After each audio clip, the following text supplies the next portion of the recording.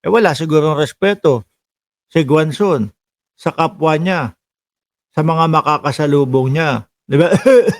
Baka may TV, baka TV na yan, madam. Oh, mano ba namang ipacheck mo na siguro sa ospital? No? Ay hindi pa pwede yun. At bagamat tayo pong lahat ay may karapatang ipahayag yung ating kawalan ng kasiyahan, mawawala ito kapag ginamit ito sa paraang nag-aabuso ng karapatan ng iba. Tulad ng pagpapahiya sa kanila sa publiko.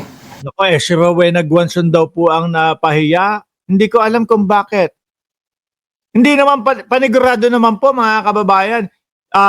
Hindi naman sisigaw, "Oy Guanzon! Magmas ka naman." Hindi naman siguro ganun ipapaya. Baka sila-sila lang din ang ang nakakarinig niyan, 'di ba? Sabi ni Renato Gonzales, sobrang brainwash isip niya, no, Guanzon ng mga DDS kaya naging ganyan. Dapat lawyer siya, ingatan niya ang pagka-lawyer. Walang iniingatan yan. Biruin mo, murahin mo na murahin yung mga tao. At ito yung worst case dito. Hindi mo alam yung minumura mo, abogada pala yung mag-asawa. Ala! Sabi ni Rowena Guanzon, kaya niya yan, ano? Pero, financial, baka kaya mo. Pero, kapag kadating niyan sa abogado, pagdating niyan sa korte, baka may kalalagyan ka. Ikaw yung kitang-kita na nagmumura at nagsisisigaw. Di ba? Ikaw yung nagmumura at nangahamag. Wala ka nga Rolex, wala ka nga Gucci.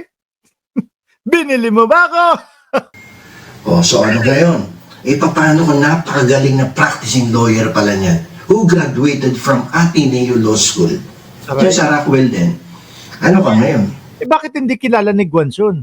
Bakit ang palabas ni Guanzon doon sa kanyang video ay ano daw ho? Hindi nga kayo kilala? O hindi nga kayo taga Rockwell? Paano kung buweltahan ka niyan ngayon? Sana, buweltahan. Anong masasabi mo? Di ba? Paano kung yung bata na yan pamilya pala ng kilalang mga kilalang pamilya sa ating lipunan. Ano ka ngayon? Ano yung pinagmamalaki mo? Na dati kang commissioner? Dati kang mayor? Dati kang kongresista? Wala na yon, dati na yon.